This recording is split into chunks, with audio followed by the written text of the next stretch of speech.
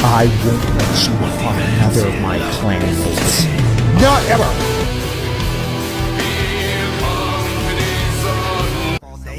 She's gotta die. Be my property.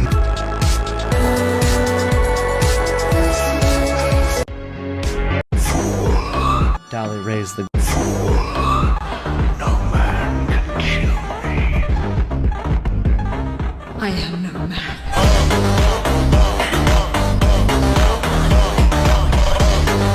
Dolly raised the gun, and I thought, you blasted fool. They don't know you're only bluffing. And even as the policeman's gun spit fire into the night, I knew that was what Dolly wanted. He was dead before he hit the ground, but I knew that was what he wanted. Even as I begged silently, please, not him, I knew he would be dead. Because Dolly Winston wanted to be dead, and he always got what he wanted. Well now, hey, Mr. Ranger, Mr. Ranger, tell me where you're going, tell us where you're headed.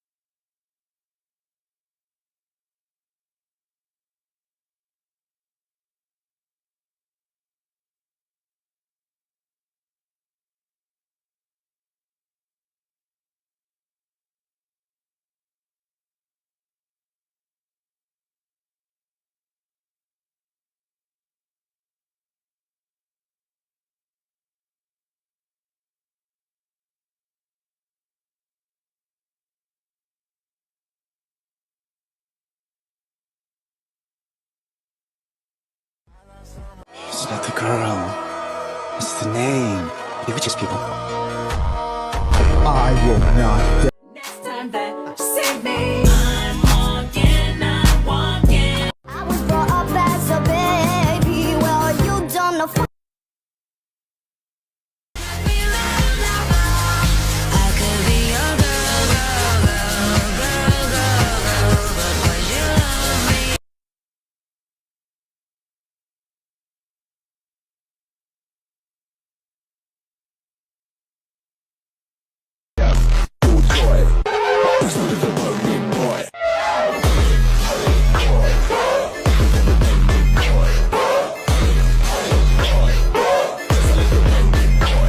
I didn't tell him about the attack. I only asked him to try making peace. I thought— Silence!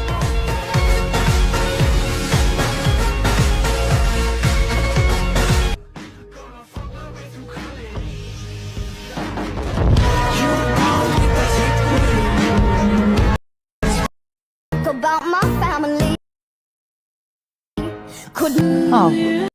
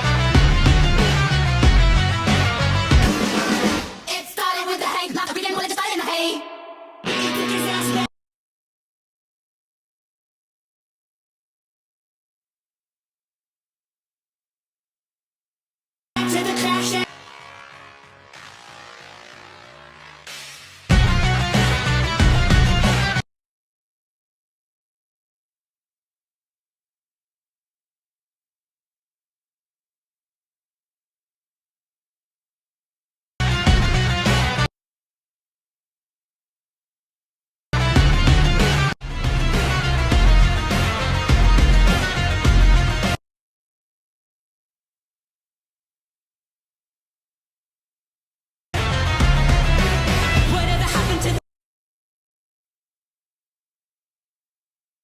the young love?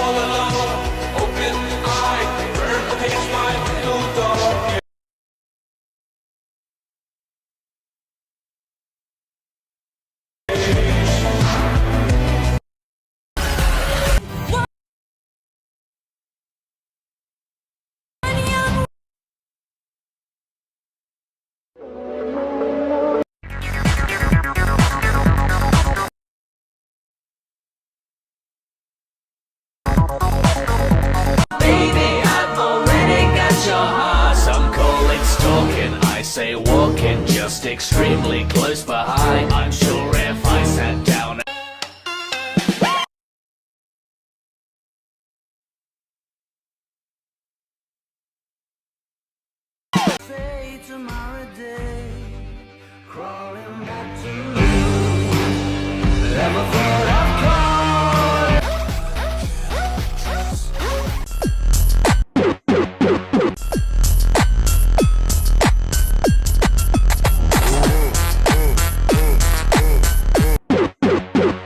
You ruined everything by murdering me.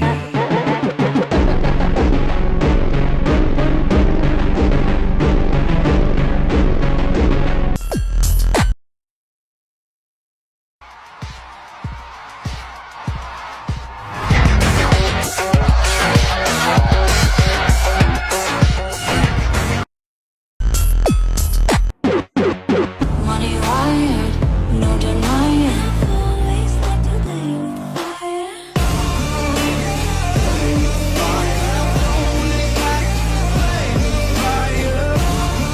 Somebody's watching me. It's my anxiety. Cause I feel like I'm the worst, so I always act like I'm the best. If you are not very careful, your possessions will possess you. Daddy taught me how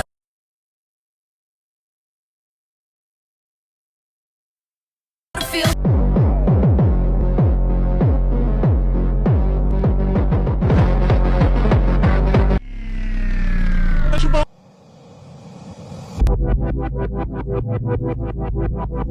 When we get back to the mix house, when we get back to the mix house, I'm knocking that kitty cat out.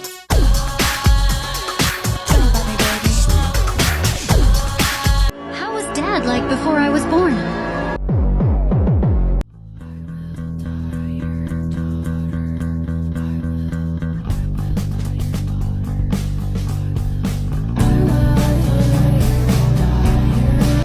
If you'll kill Violet Paw yourself. Right.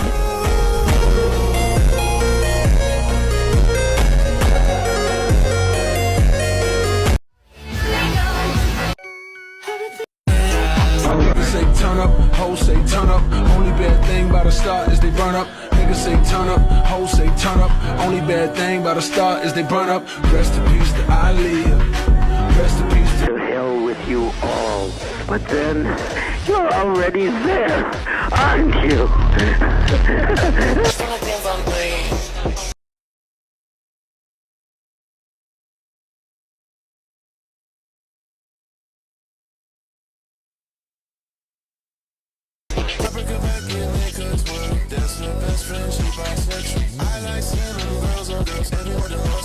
Edited by Anna. Killing you, of course.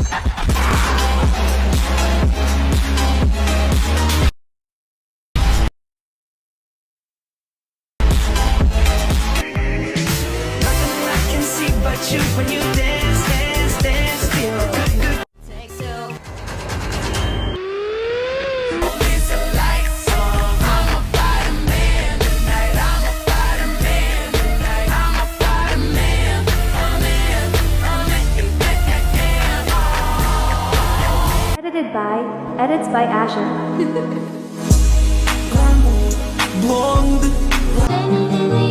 Here comes number.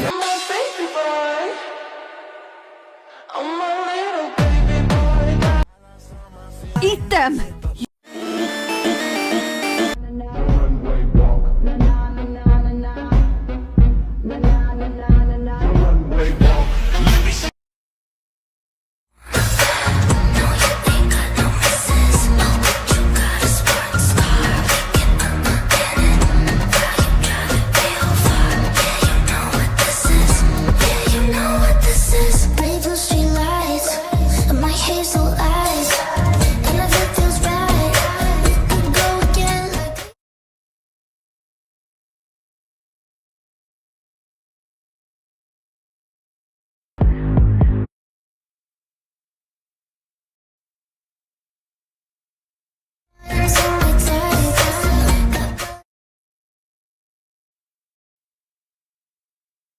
Thumbtack presents.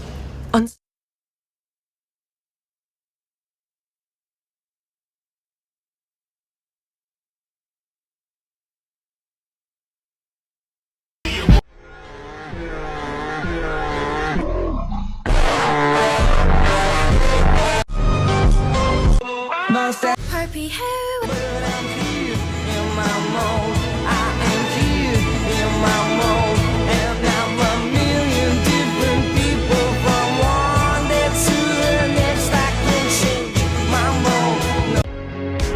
Somebody's watching me. Kinda thinking about contact sports. When we get back to the mix house, I'm knocking that kitty cat out.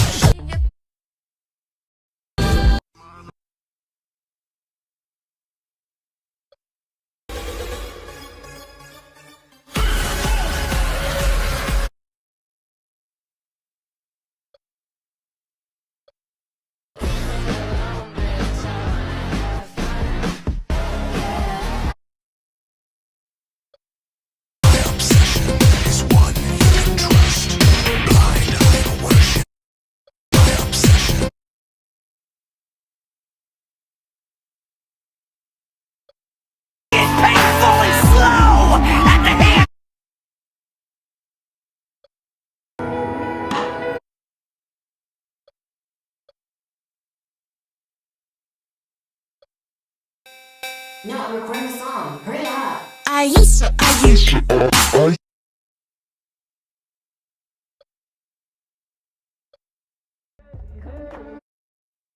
When I move my body,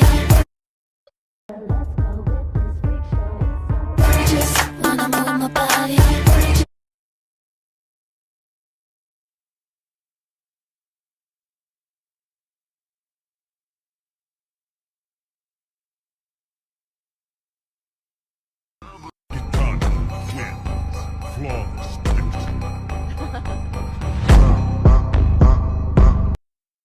Come on. All day, she's gotta die.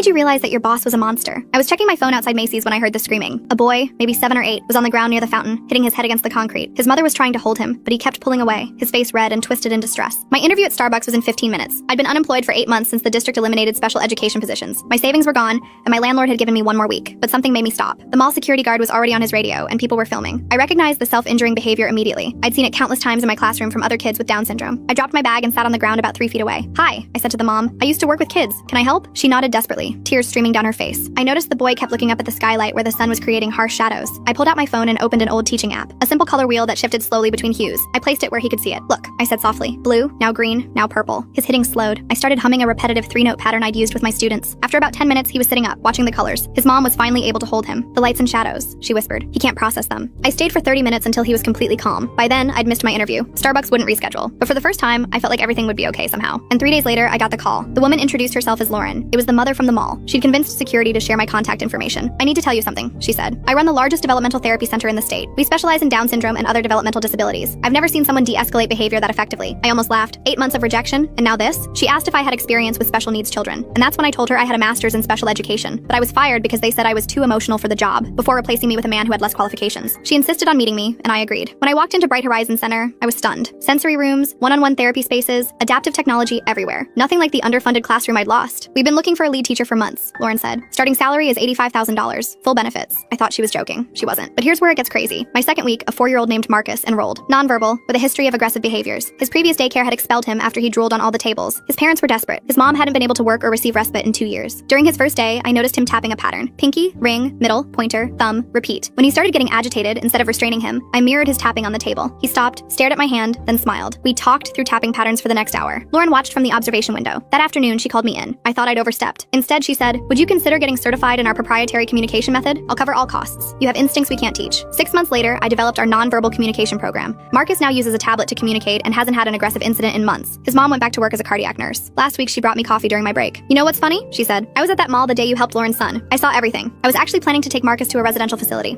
I'd given up on finding help." She pointed to the playground where Marcus was playing with 2 other kids, using his tablet to tell them about dinosaurs. She told me that I had given her hope, that there were people out there who'd see her son as more than a diagnosis. I felt the same fulfillment in my heart that I had been craving ever since I was fired. That's when she reached into her jeans and pulled out a big black envelope. Inside was a thank you card signed by 15 families. My tears stained the page. Everyone was telling me how I had saved their families. From there, everything was smooth sailing.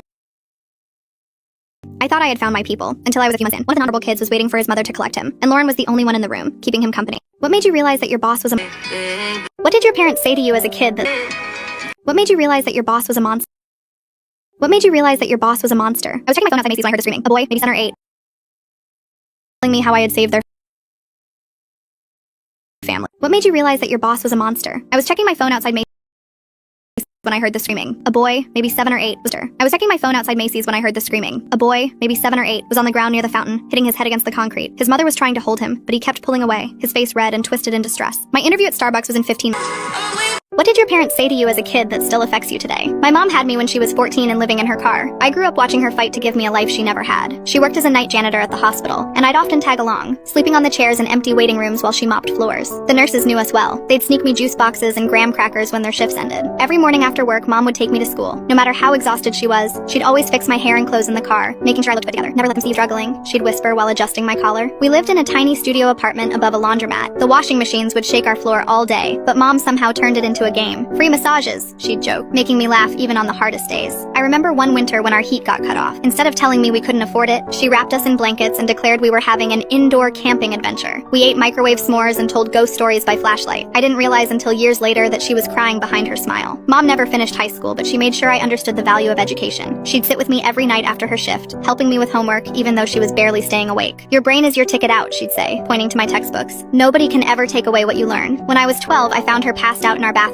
She'd been taking extra shifts at a diner, working 18-hour days. At the hospital, the doctor said she was severely malnourished. That's when I discovered she'd been skipping meals so I could eat. The night she came home from the hospital, she held my face in her hands and said something I'll never forget. "Listen to me carefully, baby. The world is going to try to break you down, make you feel small. But you're made of steel and starlight. Don't let anyone dim your shine." I got a full scholarship to college. The day I moved into my dorm, Mom helped me unpack, beaming with pride. But there was something different in her eyes, a deep exhaustion I'd never noticed before. 2 months into my freshman year, she stopped answering my calls. I rushed home to find find her unconscious, surrounded by empty pill bottles. She was barely breathing when the ambulance arrived. In the hospital, they pumped her stomach and saved her life. When she finally opened her eyes, she broke down crying. "I'm sorry," she whispered. "I'm just so tired of being strong." I dropped out of college and moved back home. Mom was furious when she found out. "Don't you dare throw away your future for me," she screamed. It was the first time I'd ever heard her raise her voice. That night, she sat me down and told me the truth. She'd been battling severe depression since she was 13. Having me gave her a reason to keep fighting, but the weight of pretending to be okay was crushing her. "You weren't just my daughter," she said, wiping tears from my cheeks. "You were the light that kept me going, but now it's time for you to shine on your own." I refused to leave her side until she agreed to get help. We found a therapist who worked on a sliding scale. Mom started taking medication. Slowly, I watched the real her emerge from behind the mask of constant strength she'd worn for so long. What did your parents say to you? It's relevant because there is a pattern. This is not an isolated event. She's dangerous. I believe that we are dealing with a serial killer.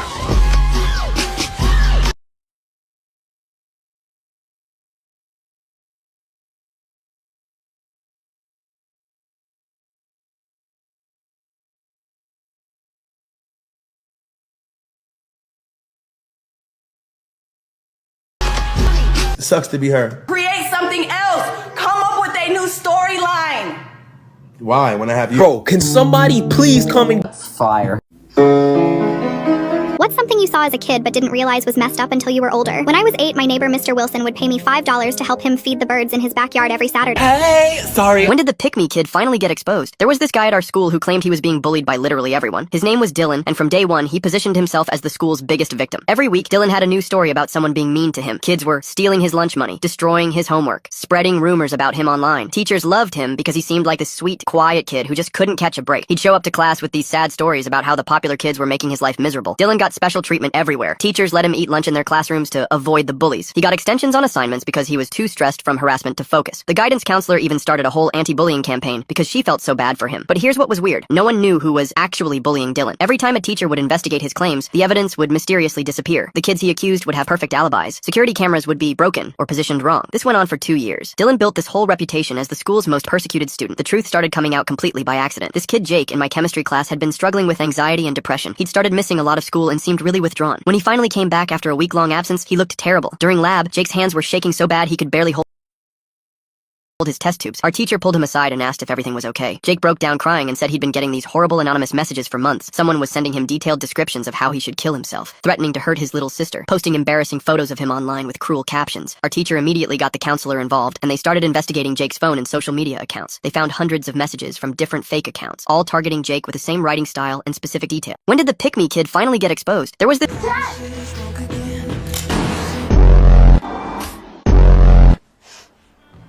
I don't care.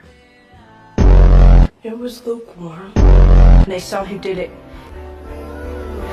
You better drop to your knees and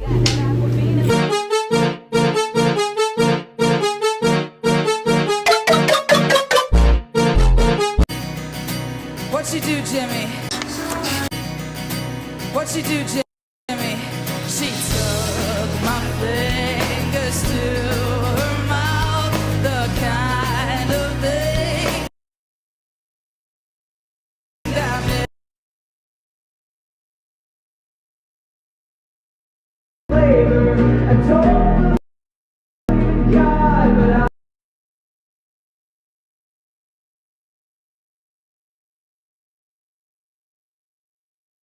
What you do, Jimmy? She took my fingers to her mouth, the kind of thing that makes you proud. What you do, Jimmy? She took my fingers. I'm genteel.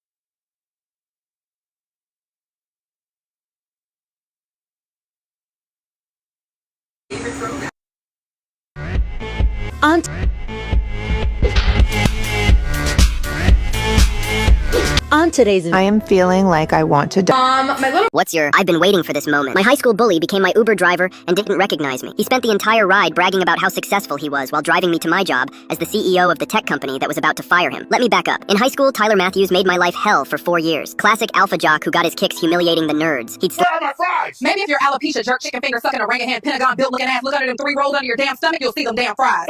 Where are my fries?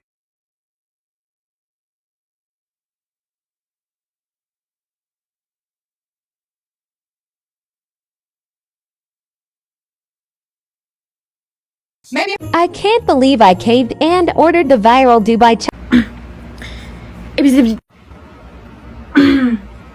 Does your mom know you read books about boys touching lips?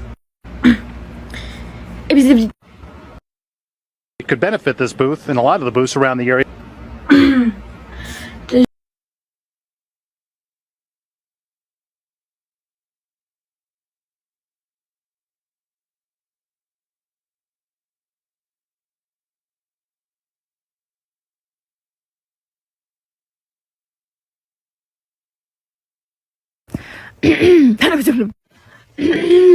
Bend over, baby girl.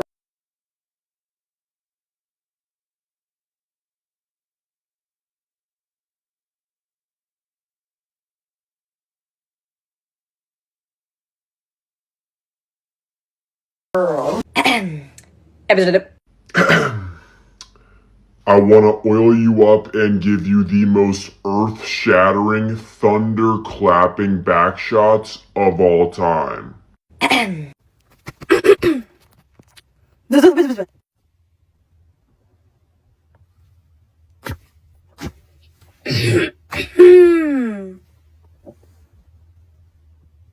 Turn off Do Not Disturb. You're not a celebrity.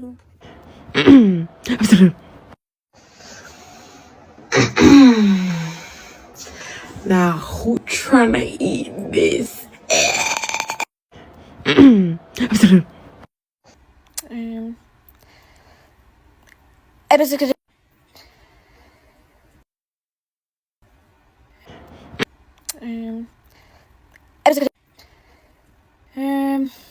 You're gay.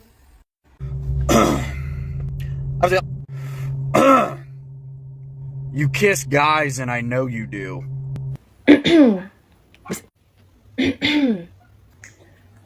Why the fuck are you still with that bum ass nigga? Pega meu boneco.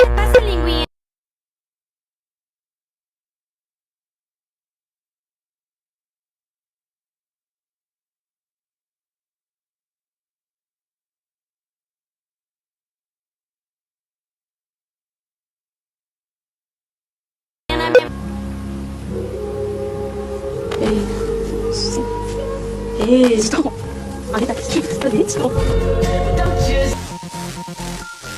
Welcome, how are you? Oh, good. Let's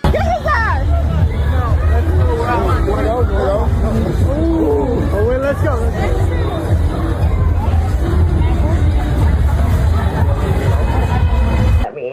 Have you ever seen a teacher get fired? I went to a school where they had this substitute teacher, Mrs. Garcia, who'd been subbing there for like 10 years. Sweet old lady, probably in her 60s, treated every kid like her own grandchild. The incident happened during lunch period. There was this kid, Marcus, who never had money for food. You could tell his family was struggling. Same clothes every day, shoes falling apart, the works. Marcus would just sit at an empty table during lunch, pretending to do homework while everyone else ate. Mrs. Garcia noticed. She'd been watching this kid go hungry for weeks, so she started bringing him sandwiches from home. Nothing fancy.